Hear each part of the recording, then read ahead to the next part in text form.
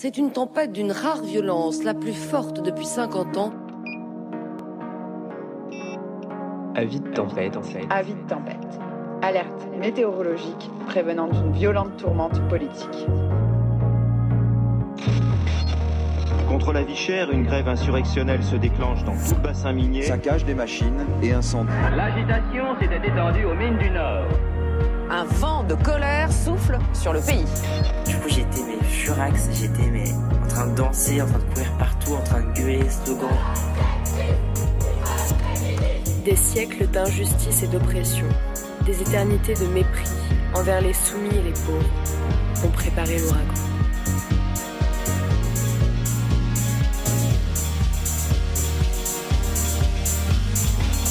Enfilez vos kawaii et vos écouteurs. Bienvenue sur le podcast Avis de tempête.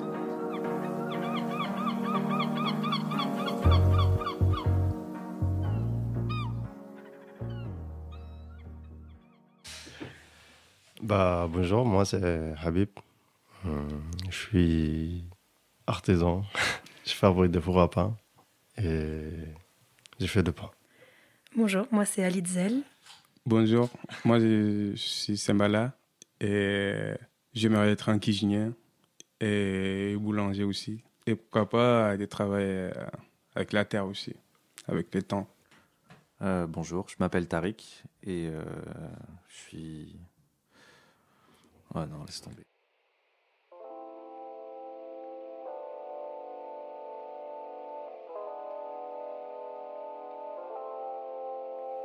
Bonjour et bienvenue sur Avis de tempête. À l'automne 2022, on a été dans le Limousin pour la fête de la montagne sur le plateau de Millevaches. À cette occasion, on a rencontré et discuté avec des membres de l'association A4 qui venaient présenter leur film. Ce film est le récit de leur voyage en quête dans le Limousin, ayant pour objectif de constituer un réseau de fermes accueillantes pour des personnes ayant un parcours migratoire et qui seraient désireuses d'avoir accès à des terres et à des métiers paysans et d'artisanat hors des métropoles. Contre l'assignation à la ville et contre le confinement dans des CADA en milieu rural, centre d'accueil pour demandeurs d'asile, contre l'exploitation agricole dans la monoculture intensive, l'association A4 tente de prendre un contre-pied et ouvrir d'autres perspectives de vie rurale pour toutes et tous, d'égal à égal. Bonne écoute. L'historique d'assaut, en fait, elle a commencé il y a quelques années qui était avec... entre copains, en fait, on est en train de discuter par rapport à la campagne et des gens qui sont là à la ville. On a réfléchi autour de questions. En fait, il y a beaucoup de gens qui sont sur la ville et qui aiment bien peut-être aller à la campagne. Mais c'est comme la campagne, c'est compliqué, c'est isolé. Et comme moi, j'étais à la campagne pendant 4 ans, à la ZAD de Notre-Dame-de-Lande. Et il y a Idriss aussi qui était là-bas. Et j'ai réfléchi pas mal avec Tariq, avec d'autres copains qui sont sur Paris. Et en fait, Tariq elle disait à copain, en fait, c'est possible parce que vous voyez, il y a Habib et Idriss qui étaient là, qui sont à la campagne, qui réussissent à faire des trucs aussi avec des paysans, quoi. Donc, peut-être c'est possible d'aller vers la campagne, quoi. On a réfléchi pas mal. Après, on s'est fait inviter par le mouvement Reprise de Terre pour présenter en fait juste nos parcours, quoi. J'ai venu avec Bako, avec Tarek. J'ai présenté mon parcours depuis que j'arrive en France jusqu'à que j'ai trouvé à l'Azad et c'est comment ça se passe et qu'est-ce que j'ai fait avec les paysans et tout ça. Et c'était trop bien à partir de ça. L'idée de A4 elle est née, quoi. Comme il disait Habib, on s'est connus pour la plupart en ville, mais plus particulièrement sur des luttes logement papier qui ont été un peu le terreau commun de pas mal de gens. Et avec notamment un pote, Bako, qui depuis longtemps réfléchissait sur cette thématique-là de comment on fait du lien entre la ville et la campagne pour des gens qui ont des parcours migratoires et qui viennent de territoires ruraux et qui ont du coup un rapport sensible à la terre et qui en fait taffent dans le ménage, le bâtiment ou la sécurité, qui sont en fait des métiers où la question du savoir-faire elle pose question parce que soit elle est absente, soit elle est légère. Et que dans l'idée du retour au pays, il y avait l'idée de se dire, en fait, comment aussi on acquiert des savoir-faire ici, en Europe, pour pouvoir que ça puisse profiter à la famille et plus largement à la communauté. Parce qu'il y a beaucoup de questions d'accaparement des terres, etc., qui se posent un peu partout dans le monde, mais notamment en Afrique de l'Ouest, mais pas que, en Afrique de manière générale. Et ça bouillonnait de ce côté-là et sur ces questions-là, sur comment, en fait... on permet la régularisation par différents moyens. Et de l'autre, en fait, des gens qui étaient plus issus du monde rural et des luttes en milieu rural et de comment, en fait, on fait pour que en fait, des gens qui veulent s'installer puissent le faire sans s'endetter, etc. Donc, Terre de Liens et les réseaux CIVAM. Et du coup, ça a un peu été la rencontre de ces deux mondes-là à reprise de terre qui a un peu donné lieu au projet A4, qui est du coup association d'accueil agricole et artisanale.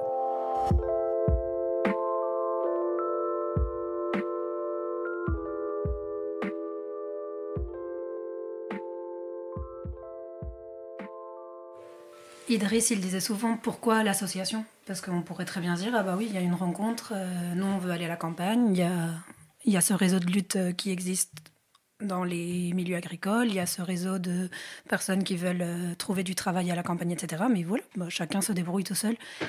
Mais de par leur expérience à Idriss ou Habib ou d'autres copains, ils se rendaient compte que même s'ils pouvaient accéder à la campagne, en étant tout seul, c'était pas évident de se retrouver dans des endroits où t'es considéré de façon digne, à devoir se cacher parce qu'il peut y avoir du racisme dans le village, à avoir peur d'un contrôle qu'il pourrait y avoir ou autre.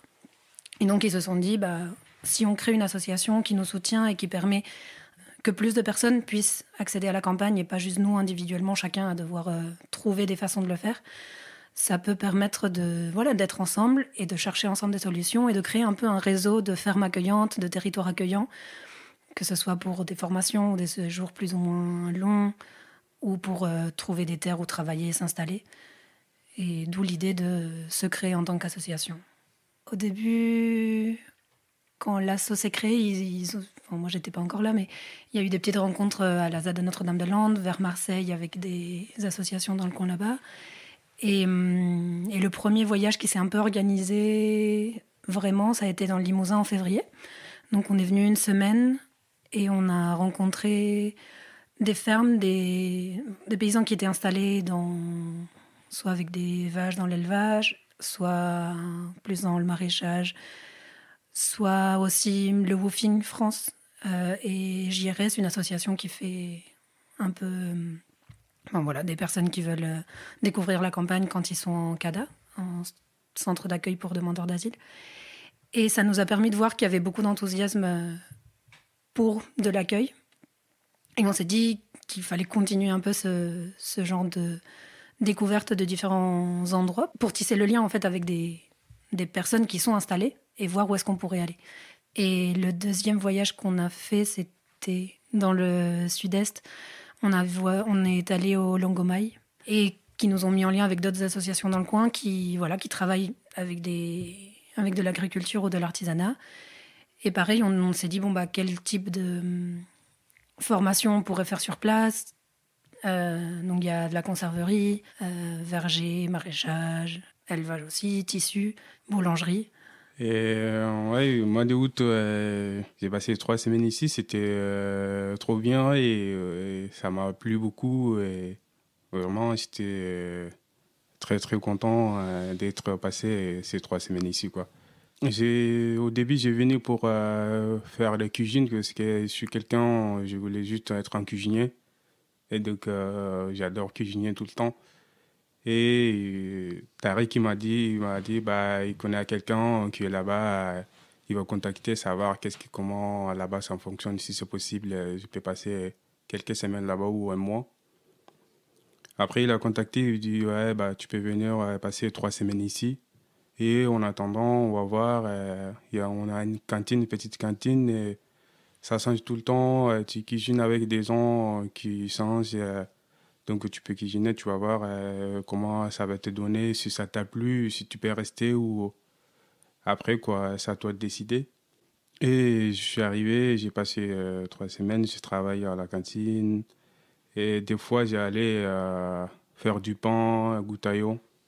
Et des fois, on zardine, même endroit à Goutaillon. Et vraiment, c'était une nouvelle aventure que, voilà, du coup, moi, c'était trop aimé. Et c'était trop bien. Je suis très content. En plus, les gens qui m'ont accueilli, ils sont très sympas. Ça aussi, c'était quelque chose qui, voilà, du coup, j'ai aimé beaucoup, quoi. Ouais, c'est un truc qu'on prend très au sérieux, qui est un voyage, mais qui est aussi un temps d'enquête où on prend le temps de cartographier les lieux qui pourraient accueillir, la manière dont ça pourrait fonctionner, chacun à son niveau et avec ce qu'il est en capacité de faire. Et là, je ressors la phrase d'Habib qui dit c'est un projet qui se veut d'égal à égal, parce que faire l'enquête, c'est aussi prendre en considération les difficultés d'ici, connaître les difficultés de la ville, mais aussi connaître les difficultés du milieu rural et de voir à partir de là, en fait, sur quelle base on peut travailler ensemble, quoi. Parce que l'idée n'est pas d'être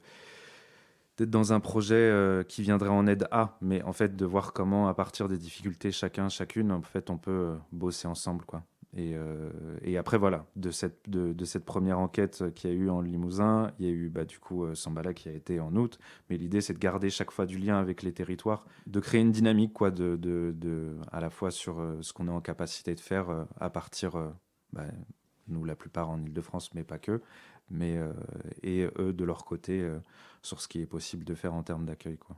Là, l'idée c'est de continuer un peu ces enquêtes en parallèle des autres projets qui naissent un peu dans nos têtes. Là, on est revenu 2-3 fois dans le Limousin pour différents moments où ils nous ont invités. Il y a eu aussi un voyage en Bretagne, à Lannion, pour découvrir les associations sur place. Et il y a un nouveau groupe qui s'est formé, qui s'est créé là-bas pour continuer de maintenir le lien et faire des accueils, etc. Et là, pour 2023, on a en tête d'aller dans la Drôme, Isère, aussi en Sud-Aveyron et vers Dijon, en Bourgogne. Voilà, découvrir les territoires et construire ce lien pour garder le réseau dans le long terme. On avait des copains qu'on connaissait déjà avant, copains-copines, donc comme Audrey et Idriss, qui habitent à Lannion. Ce qui est intéressant, c'est qu'on a rencontré des gens qui étaient notamment au CADA de Lannion et qui du coup étaient très intéressés et donc directement ont constitué avec Audrey et Idriss et d'autres gens un groupe en essayant de faire des choses directement là-bas avec à la fois les paysans, paysannes, artisanes qui voulaient les accueillir, qu'on avait rencontrés, etc. En fait, c'est pas un groupe autonome, évidemment, tout ça, on fait ça ensemble, mais c'était chouette aussi qu'après, localement, il continue à se passer des choses et que ce soit pas juste une espèce de délégation qui vient à chaque fois de Saint-Denis. Les choses se construisent aussi comme ça, quoi.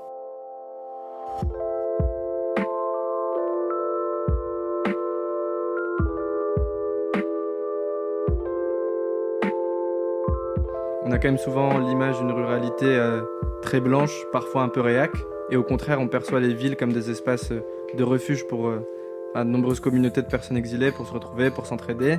Et bien sûr c'est des images stéréotypées, mais il n'en demeure pas moins que les personnes racisées, elles sont souvent soumises à des conditions très dures dans le secteur agricole, notamment dans le sud de l'Europe.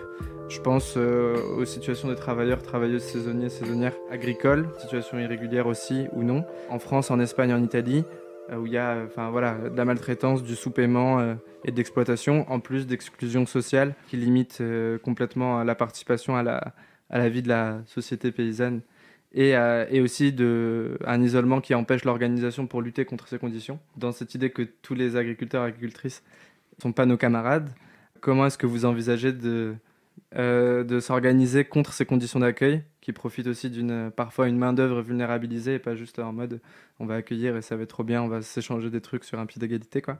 Déjà, premièrement, dans le groupe initial, beaucoup de gens ont travaillé dans de l'agro-industrie et après, on ne l'a pas précisé, mais ça a souligné que beaucoup des personnes ont travaillé soit en Andalousie ou ailleurs. Il y a vraiment pour nous deux mondes agricoles, quoi, entre celui de l'agro-industrie et celui de la paysannerie. Et nous, c'est un petit créneau que le monde paysan, mais c'est avec eux qu'on rentre en lien. Je prends l'anecdote que Bako expliquait, qui travaillait en Andalousie et qui en fait était dans l'élevage de volailles notamment, et en fait il explique très bien que dès qu'on commence à comprendre des choses, c'est à ce moment-là qu'en fait on devire. Enfin, l'agro-industrie, enfin, on le voit, c'est par l'expérience des gens, c'est de la monotâche, quoi. C'est effectuer une tâche ou c'est faire de la récolte. Et pour nous, je pense que notamment avec cette idée-là du retour au pays, mais pas que, il y a rien, en fait, on n'apprend rien. En fait, quand on a travaillé 15 ans dans de l'agro-industrie, ça apporte rien. Et c'est assez intéressant parce que dans chaque territoire où on a pu aller, il y a eu cette résonance-là de, par exemple, le Codétras, notamment en région PACA, où il y avait le ramassage des pommes, mais pas que.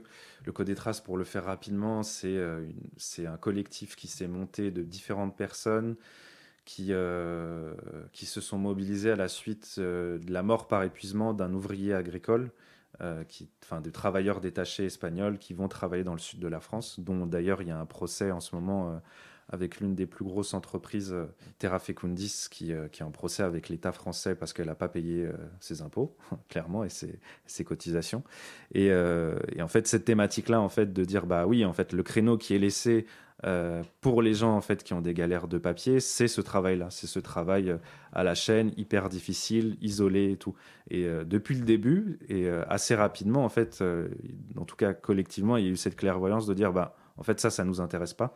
Et pareil dans le voyage à Lannion qu'on a effectué en septembre, en fait, le ramassage des petits pois ou de la ramassage de tomates, en fait ça. Il y avait toute une réflexion sur, en fait, si les gens, leur premier rapport au monde agricole français, c'est ça, bah bien sûr, en fait, qu'ils n'ont pas envie d'y aller, quoi. Et c'est tout à fait normal. Et après, sur l'idée de la division entre la ville, qui effectivement permet à plein de communautés de se sentir en sécurité versus le milieu rural, bah, nous, l'idée un peu du film, c'était aussi ça, de commencer à filmer. Ça partait notamment de Bako et d'Habib qui disaient, en fait, on veut montrer aux gens qu'on connaît en ville, de dire, bah, vous voyez que la campagne, c'est pas que réservé aux Blancs, quoi, et aux Français. Et donc, il y a moyen de faire des choses. Mais il y avait quand même cet imaginaire-là qui est très fort, même si les gens, en fait, ont envie de travailler dans l'élevage, ont envie d'être maraîchers, ont envie de faire de la transformation, parce qu'il y a une pertinence réelle par rapport au pays, quoi. Ou même de vouloir s'installer ici, mais de vivre de la terre, quoi.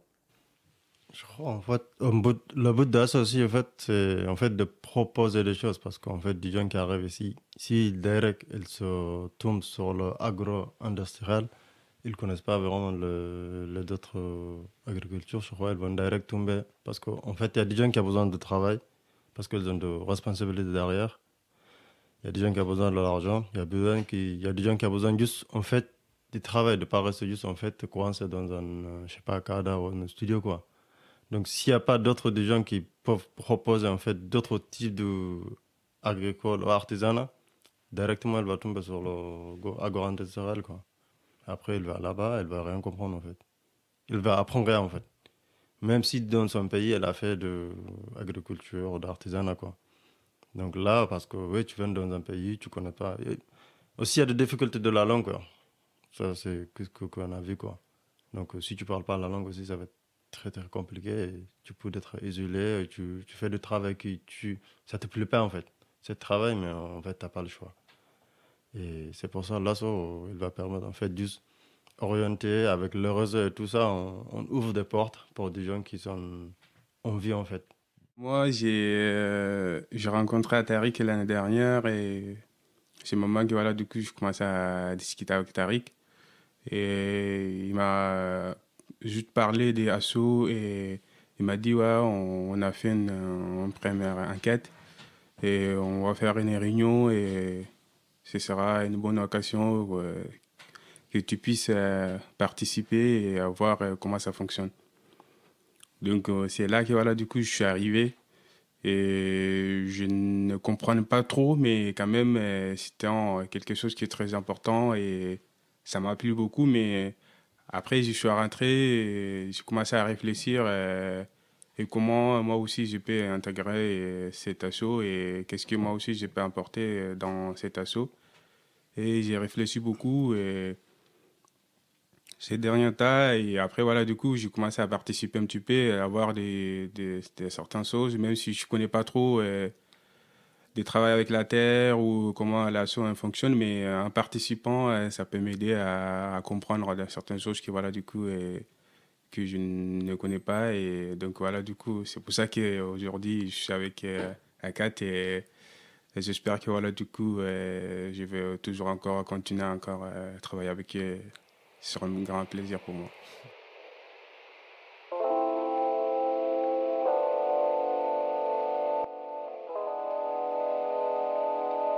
Il y a 3 axes, quoi. La formation, le travail et la régularisation. C'est sur ces 3 pieds-là qu'on tient. Et il y a cet enjeu-là dans les 10 prochaines années que la moitié du monde agricole va partir à la retraite et qu'il y a des terres et que si ça profite à l'agro-industrie, on voit la manière dont c'est traité et que les sols, en fait, s'appauvrissent. Les changements climatiques aussi, et ça, c'était intéressant dans le 2e voyage qu'on a effectué en région PACA, c'est que en fait, les gens qui viennent des pays du Sud ont des savoir-faire quand en fait tu as tes sols qui s'assèchent, en fait que l'eau elle est plus aussi abondante que par le passé, et là il y a un enjeu aussi de se dire en fait il y a des gens qui connaissent ces techniques là de céréales ou de différentes variétés de légumineuses qui en fait sont moins onéreuses en eau que les variétés qu'on a ici. Je me rappelle d'un moment où un paysan il était atterré parce que en fait il cultive son foin qui est un foin AOC, mais qui normalement en fait est irrigué pour la récolte. Et là, en fait, c'était la première année qu'il était en incapacité d'irriguer en abondance son champ, et de se dire ça, en fait, lui, il était paniqué, et Idriss et Habib lui disaient, mais pourquoi vous changez pas telle variété, etc. Il y a des choses qui vont faire que ça prend moins d'eau, et donc c'est aussi ça aussi de l'importance en fait de gens qui peut-être potentiellement sont en ville mais ont des savoir-faire agricoles beaucoup plus adaptés en fait à la réalité des 10 prochaines années en France, quoi. Et le 3e point qui pour moi est aussi important, c'est que on l'a bien vu, il y a 89 députés d'extrême droite en France, c'est une première, et en fait s'il n'y a pas un enjeu aussi de dire en fait on va prendre notre place, quel que soit le créneau qu'on nous donne, on va la prendre la place. Et il y a besoin, en fait, des gens. Et donc, on va juste leur donner une réelle place par rapport à vraiment ce qu'ils veulent faire. Et je sais pas, il y a un truc aussi de cet ordre-là, de dire, en fait, il faut qu'on arrive à faire bouger l'échiquier politique à notre niveau. Après, c'est pas d'avoir d'orgueil, mais de se dire, si déjà on arrive à faire ça et de se dire que la rencontre qu'on fait avec les gens, elle fait bouger les lignes. Il y a des belles rencontres qui se sont faites avec les gens, et notamment un des fermiers là qu'on rencontrait et qui disait en fait c'est aussi par la rencontre des fois que c'est peut-être un peu utopiste, mais que en fait les gens ils rencontrent l'altérité qu'autrement que par la télé, et en fait en disant ouais en fait le gars il a des trucs à t'apprendre, et en fait vous avez des trucs mutuellement à vous apprendre au-delà du fantasme que tu te fais sur l'invasion d'étrangers qui viendraient voler ta femme et ton enfant, quoi. On se rend compte qu'il y a des difficultés à la campagne, notamment le transport, quand une personne n'a pas le permis parce que pas de possibilité de le passer en France. Et donc, tu es dépendant des gens qui vont t'emmener d'ici à l'autre endroit. Si tu veux retourner voir des amis à Paris, il faut passer des heures dans des stops ou trains ou autres.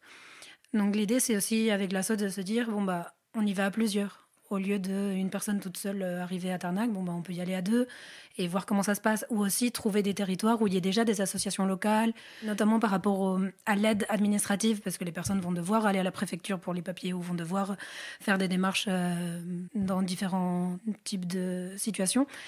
Et qui va pouvoir accompagner cette personne-là, ou dans les problématiques de la langue ou autre.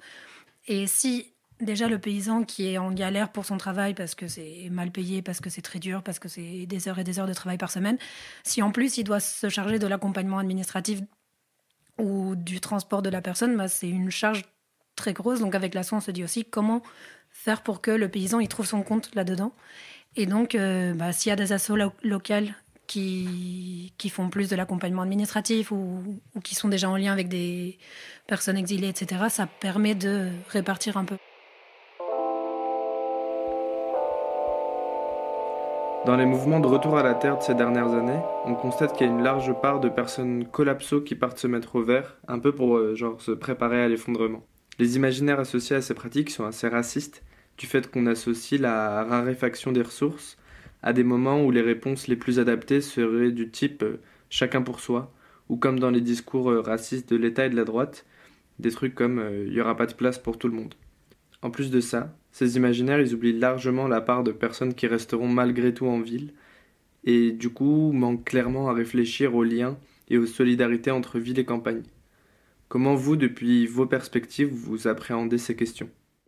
Non, mais après, voilà, c'est ce qu'on dit, quoi. C'est que, changement climatique, je pense pas que c'est le paysan lambda, l'agriculteur lambda qui utilise du pesticide qui sera capable, en fait, d'ici les 10 prochaines années, de faire, de connaître, en fait, comment un système avec l'absence d'eau va provoquer dans les 10 prochaines années. Donc, c'est un peu drôle, quoi.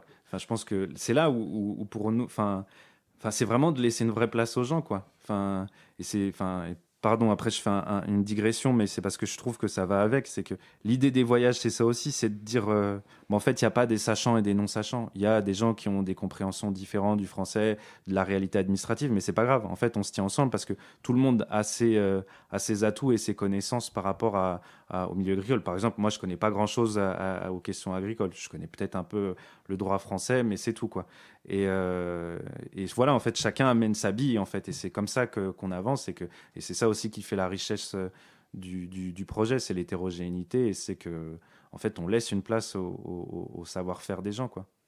Une anecdote sympa de ce qui est arrivé dans une rencontre, justement, de personnes qui quittaient la ville pour apprendre à être plus autonomes et se débrouiller en autogestion pour produire eux-mêmes et se préparer un peu à cet effondrement.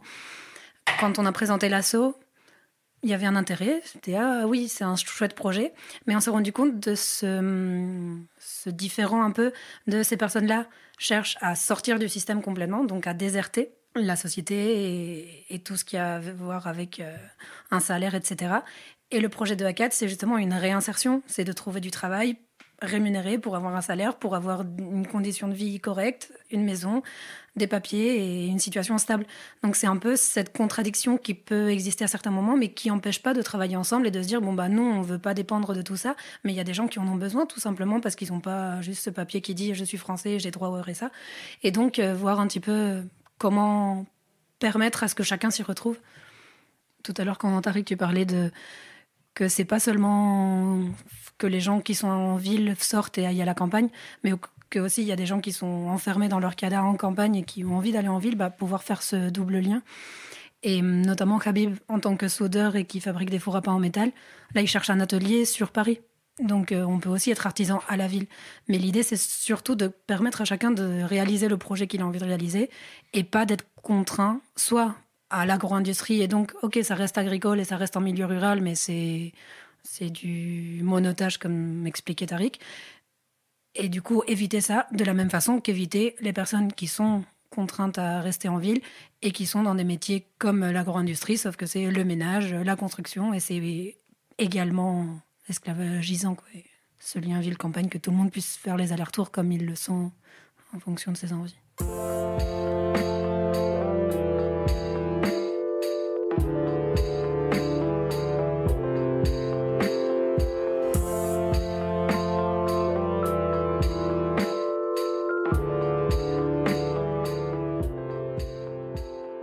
Du coup, moi, je voulais parler un peu des questions des frontières. On sait que de nombreuses personnes migrent déjà à cause de conséquences du dérèglement climatique. Avec l'augmentation des températures, des sécheresses, des phénomènes catastrophiques extrêmes, le nombre de migrants il va fortement augmenter à toutes les échelles, locales comme mondiales. Et les conséquences de ces désastres, évidemment, ce ne sera pas les mêmes pour toutes et tous. On sait que les classes dominantes qui sont responsables du ravage planétaire, elles commencent déjà à se mettre un peu en sécurité et que les premières victimes de ces conséquences-là, c'est les précaires des pays du Sud global. On voit ce qui se passe au Pakistan, à Haïti, au Myanmar. On voit le désert du Sahel avancer et plein de familles paysannes qui doivent quitter leur terre. Et du coup, moi, j'ai l'impression que les frontières, c'est presque une sorte de nouvel apartheid écologique. Et du coup, je me demandais comment vous faisiez le lien entre les questions de frontières et la question écologique. Moi, je suis pas toujours très à l'aise avec. C'est pas que, j'ai un problème avec l'écologie, mais c'est un terme qui me parle. Je viens pas de cet univers-là politique, donc du coup, j'ai toujours un peu du mal à appréhender les bords de ce que c'est, mais en tout cas, oui, il y a une réflexion sur... et c'est assez... Après, je ne sais pas si ça doit être au micro, mais oui, en fait, il y a cette question-là quand même assez importante. Comment dire, dans ACAD, j'ai l'impression, parce qu'il y a quand même beaucoup de gens qui sont soit dans les réseaux d'Alarmphone ou en tout cas en lien avec les réseaux No Border. Donc en fait, la question des frontières, oui, ça parle depuis très très longtemps et voilà, on est imbriqué dans des réseaux où cette question-là de la liberté de circulation, elle se pose énormément, quoi. Mais oui, en fait, il y a tout ce qui se passe dans le monde et c'est un peu vénère, mais j'ai l'impression que je sais pas. En tout cas, personnellement, moi, je me dis que c'est un peu un agenda sur 10 ans qu'il faut se faire. En fait, il faut réussir à avoir un peu bougé les lignes dans les 10 prochaines années, même à une petite échelle, mais c'est quand même hyper important. Et voilà, par rapport à Bako, c'est que autant ici, lui, c'est marrant comment il dit ça. Il dit ici, c'est une association, mais là-bas, c'est une lutte. Parce qu'il y a toujours ce lien-là au pays qui est hyper fort. Et de se dire qu'en fait, oui, quand les impérialismes chinois, indiens ou européens, en fait, accaparent des terres dans les pays du Sud pour l'agriculture, et c'est aussi là où les gens doivent prendre leur place, quoi.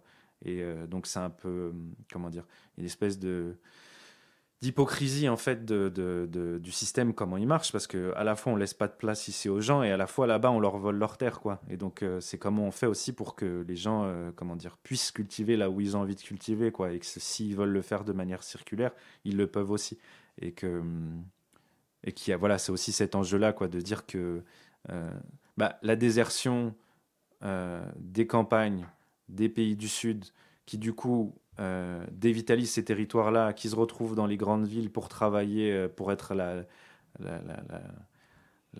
force de travail en fait de l'industrie européenne.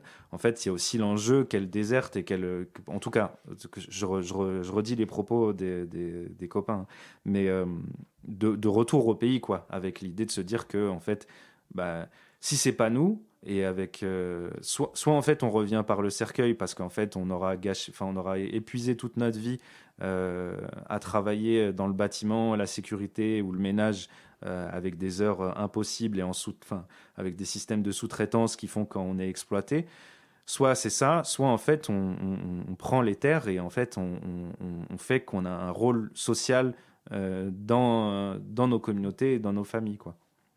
Moi, je sais pas, le truc d'écologie là, ça, c'est un peu compliqué. Mais en fait, des gens qui arrivent ici, même des fois, tu vois, tu viens dans une région, tu es dans un cadre, tu n'as pas le droit de bouger, quoi. Ça veut dire que tu n'as pas le droit de circulation, quoi. Donc, tu es là, si tu bouges, ça veut dire que tu perds tous tes droits, quoi. Donc, ça, c'est l'État qui t'oblige, en fait, de ne pas bouger, quoi. Donc, ça veut dire que tu n'es pas libre, en fait. Moi, mon but, en fait, c'est juste de fermer la personne. En fait, tu es libre, tu as des choix, tu fais ce que tu veux de la vie, tu vas où tu veux, quoi. Mais quand on a accueilli des jeunes, après, ils n'ont pas le droit de circuler. C'est vraiment triste, quoi. Donc, soit ici, soit ailleurs, quoi. Donc, il faut juste former la personne, en fait. Toi, tu es personne normale, tu as le droit, si tu es blond, tu es noir, je sais pas, tu es quelle couleur, tu as le droit de faire ce que tu veux, tu vas aller où tu veux. Et voilà, quoi. Donc, c'est le truc que moi, je suis pour ça, quoi.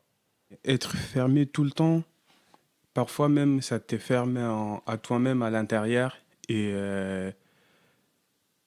avant d'arriver ici, tu es arrivé avec beaucoup de projets dans la tête, mais tellement des années, tu as vécu enfermé, tu n'as pas de choix, tu as des choses, envie de faire des choses, mais tu ne sais pas comment. Parce que voilà, du coup, il y a des gens qui t'ont accueilli, ils t'ont mis en endroit. Tu n'as même pas vu, tu ne peux pas bouger. Tu as envie de faire des choses, mais ils ne te donnent pas de choix, ils ne te donnent pas de moyens pour que tu puisses faire. Ça, c'était quelque chose qui, voilà, du coup, c'est pas normal. Parce que nous, on a vécu la même chose.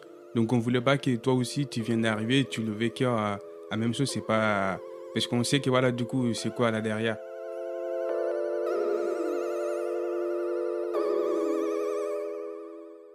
L'apartheid, il est à 3 niveaux.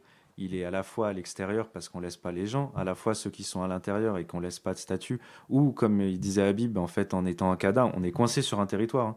Le département, tu n'as pas le droit de sortir de l'endroit où tu es, et surtout quand tu es en milieu rural. Donc c'est ça aussi. Enfin, par exemple, tu vois, par rapport à ce retour de la Terre, c'est un des trucs qu'on s'est dit plusieurs fois, c'est qu'on n'est pas dans un espèce d'utopie du retour à la Terre, etc. On dit, en fait, les gens, s'ils sont en milieu rural et qui sont coincés là-bas en CADA et qui, en fait, la plupart du temps, on leur montre sur leur destination finale, parce que depuis 2015, il y a des CADA en milieu rural, enfin en tout cas de sortie des grandes villes. En fait, on leur dit la même chose. On leur dit en fait, si vous avez envie d'être en ville, en fait, comment on fait aussi pour que les gens ne soient pas coincés dans le CADA. Et l'apartheid, il est du coup à ce niveau-là, il est aussi dans la tête des gens, comme ils l'ont dit très bien Habib et Sambala, quoi. En fait, c'est aussi de se dire qu'on est en capacité de faire des choses et on n'est pas coincé à devoir rester toute la journée enfermé et à rien faire, quoi.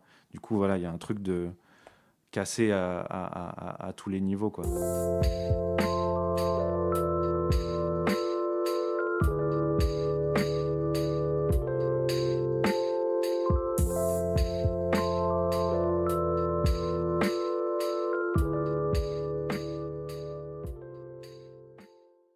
Enfin, là, juste autour de cette table, il y a pas mal d'hommes. Et je me demandais un peu la place aussi des femmes dans l'asso, ou genre comment ces questions-là étaient aussi prises en charge. L'asso est ouverte à tout le monde. Femmes, hommes, français, non français, voilà, c'est pour tout le monde.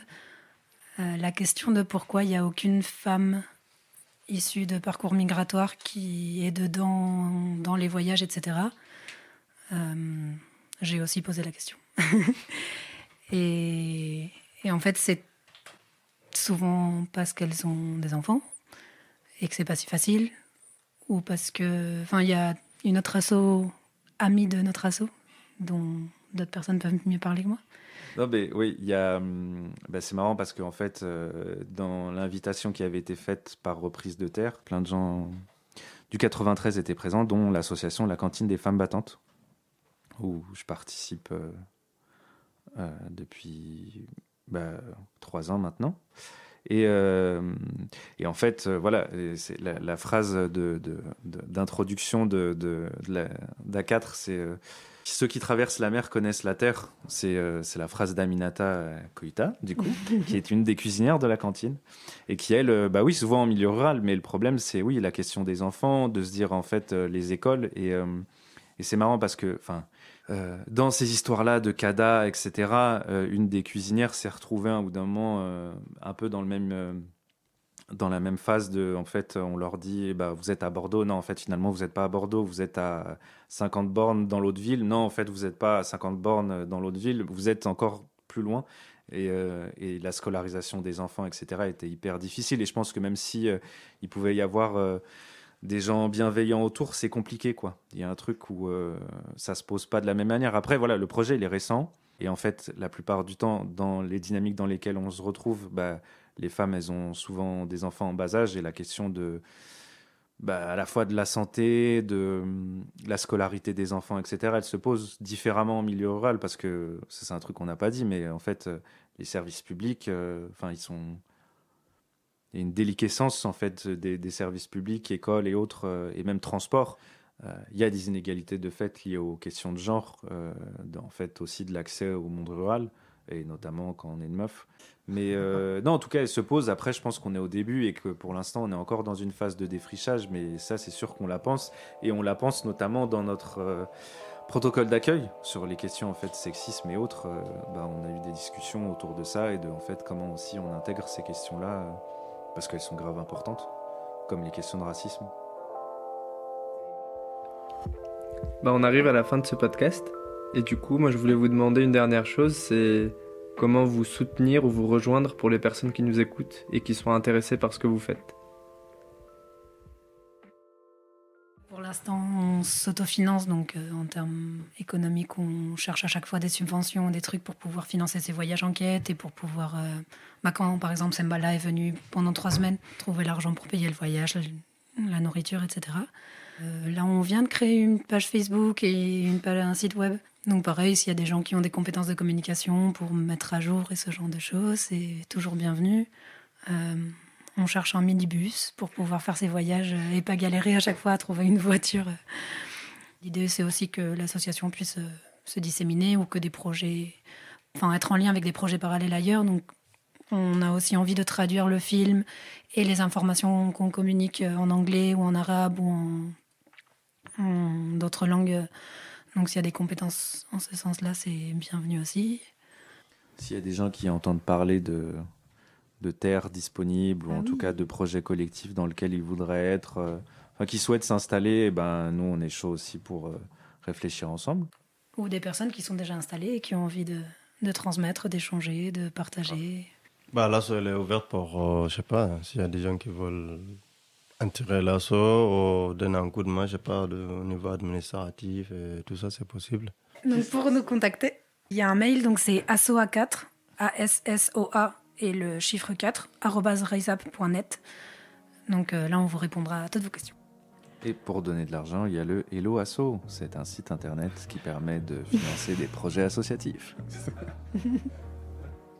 Trop bien. Merci beaucoup. J'espère que vous avez passé un bon moment. Merci à vous deux. Merci à vous. Merci à vous deux. Ouais. C'est génial.